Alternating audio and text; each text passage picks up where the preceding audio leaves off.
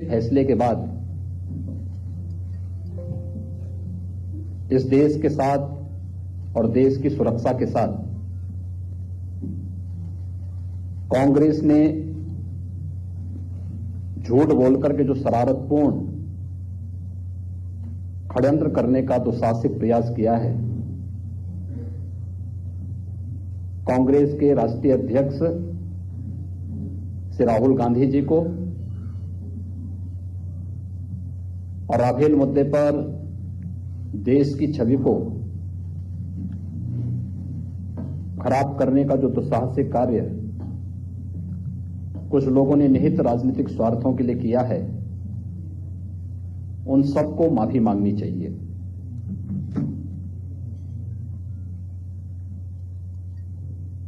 Supreme court ने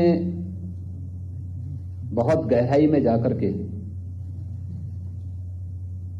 इस पूरे मामले के सभी पक्षों को देखा है और स्पष्ट कर दिया है कि ये जो डील थी ये गवर्नमेंट टू गवर्नमेंट थी। स्वाभाविक रूप से कांग्रेस के समय में देश के रक्षा सौदों के साथ जिस प्रकार के खिलवाड़ होते रहे हैं, क्वात्रोची और मिशेल जैसे दलालों को प्रश्रय देकर के देश की सुरक्षा और देश के सम्मान के साथ जिस प्रकार के खिलवाड़ होते रहे हैं, कांग्रेस उसकी आदी बन चुकी थी और आज उसी तर्ज पर कांग्रेस इस देश के सम्मान और देश की सुरक्षा के साथ खिलवाड़ करती हुई दिखाई दी है। लेकिन कांग्रेस का झूठ सबके सामने आया है। माननीय सुप्रीम कोर्ट के फैसले से कांग्रेस का झूठ बेनकाब हुआ है। कांग्रेस को देश की सबसे पुरानी पार्टी होने के नाते इस देश के लोकतंत्र के प्रति, देश की सुरक्षा के प्रति जिम्मेदारी का परिचय देना चाहिए था। लेकिन जिम्मेदारी का परिचय देने की बजाय पहले तो देश की सुरक्षा की आवश्यकताओं को लंबित करके देश की सुरक्षा की अनदेखी करने के दोषी कांग्रेस है। दूसरा, जब एक सरकार ने मोदी जी के नेतृत्व में, भारतीय जनता पार्टी नेतृत्व की आज की केंद्र सरकार ने बिना मीडिएटर के गवर्नमेंट टू गवर्नमेंट इस रक्षा सौदे के लिए जो देश के लिए आवश्यक था उसको समयबद्ध ढंग से पूरा किया, तब भी जिम्मेदाराना रवैया अपनाते हुए कांग्रेस ने और खासतौर पर कांग्रेस के राष्ट्रीय अध्यक्ष श्री राहुल गांधी जी ने जिस प्रकार की टिप्पणियां की, जिस प्रकार के झूठे आरोप लगाए, इसके लिए आवश्यक था, जिस प्रकार से अनावश्यक बखेड़ा पूरे देश के अंदर करने का प्रयास किया, संसद के कार्य को बाधित करने का प्रयास किया, सार्वजनिक स्थलों पर जगह जगह जाकर के देश की जनता के सामने जिस प्रकार से झूठ बोलने का कार्य किया, इसके लिए उन्हें देश की जनता से, देश की सेना से माफी मांगनी चाहिए। राफेल मुद्दे पर सुप्रीम कोर्ट के फैसले से स्पष्ट हो गया है कि एक पारदर्शी तरीके से इस देश की सुरक्षा आवश्यकता के अनुरूप केंद्र सरकार ने जो कदम उठाए थे, आज उसको देश के उच्चतम न्यायालय ने भी उसकी पूरी प्रक्रिया को मान्यता दी है, उसको स्वीकारा है, उसके सभी पक्षों को से संतुष्टि होकर के उन सभी याचिकाओं को उन्होंने खारिज किया है जो इस देश के विकास और देश के चतुर्मुखी विकास के लिए किए जा रहे प्रयासों से ध्यान डाइवर्ट करने के लिए राफेल जैसे मुद्दे को लेकर के कांग्रेस ने अनावश्यक बखेड़ा करने का प्रयास किया था।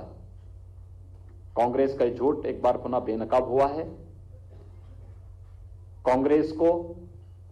और उन सभी लोगों को जिन्होंने देश की सुरक्षा के साथ खिलवाड़ करने का एक दुस्साहसिक प्रयास किया है, अपने इस दुस्साहसिक कृत्य के लिए और सेना को भी कटघरे में खड़ा करने का प्रयास किया है, उन्हें देश से, इस देश की जनता से और देश की सेना से भी माफी मांगनी चाहिए, क्योंकि रक्षा सौदे में जिस प्रकार की पारदर्शिता और पूरी प्रक्रिया को फॉलो करने के बावजूद उस पर बिना किसी तथ्य के आरोप लगाए गए। ये देश जानना चाहता है श्री राहुल गांधी जी से कि उनका सोर्स ऑफ इंफॉर्मेशन वास्तव में है क्या, किसके कहने पर उन्होंने इस प्रकार के अनर्गल आरोप लगा करके भारत की सुरक्षा के साथ खिलवाड़ करने का एक प्रयास किया था। कौन वे लोग हैं जो लोग भारत की बढ़ती हुई सुरक्षा क्षमता को देखना नहीं चाहते और देश की सबसे पुरानी पार्टी होने के नाते कांग्रेस पार्टी के नेताओं को और कांग्रेस पार्टी के अध्यक्ष को कम से कम इस जिम्मेदारी का परिचय देना चाहिए था कि इस देश के प्रति भी उनकी कुछ जिम्मेदारी है, इस देश की सुरक्षा के प्रति भी उनकी कुछ जवाबदेही है। उन सब की अनदेखी करते हुए उन्होंने जिस प्रकार के आरोप राफेल के मुद्दे पर लगाए हैं, इसके लिए उन्हें आज सुप्रीम कोर्ट के फैसले से उनका झूठ बेनकाब हुआ है। उन्हें देश की जनता से और देश की सेना से माफी मांगनी चाहिए।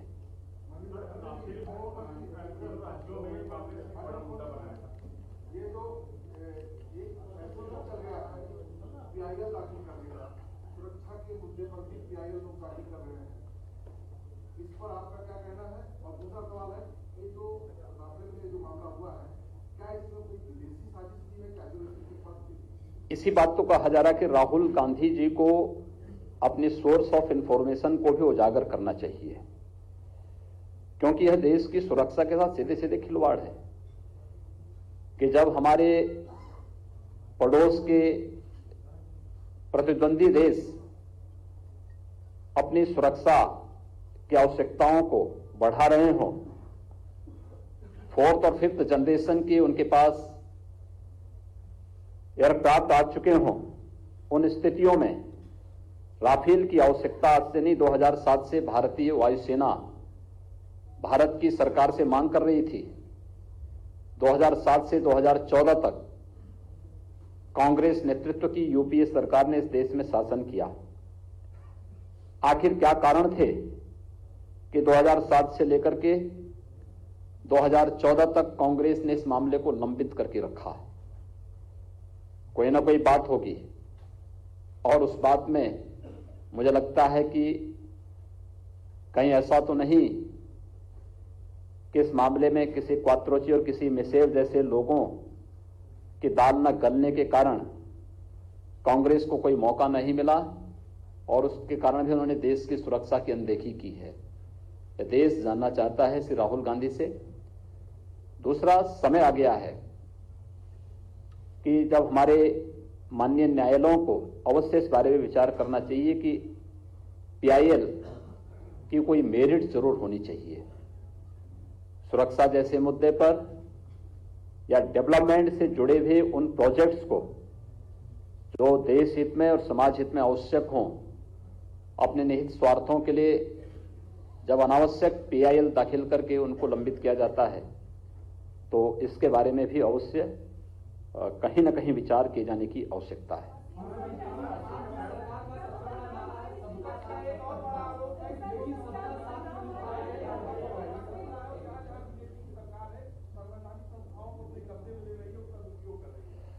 देखिए, संवैधानिक संस्थाओं का पूरा सम्मान भारतीय जनता पार्टी ने किया है, हमारी सरकारों ने किया है, लेकिन कांग्रेस ने संवैधानिक संस्थाओं के साथ क्या व्यवहार किया है कौन नहीं जानता है।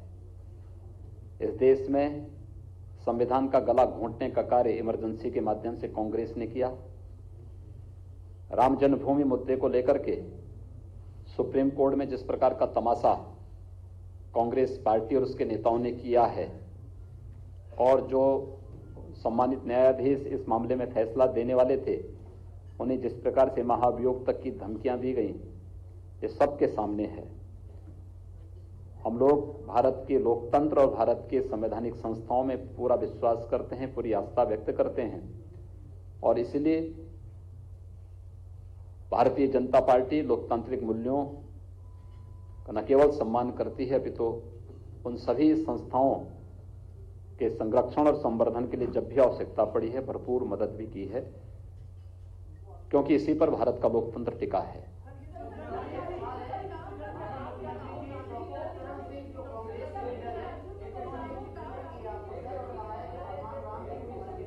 ये मुद्दे उस पर भी हम समय आने पे सारी बातें, मुझे जो बोलना था मैंने उस बात को जनकपुर में बोल दिया है। राफेल के मुद्दे पर मुझे बात कहनी थी। धन्यवाद।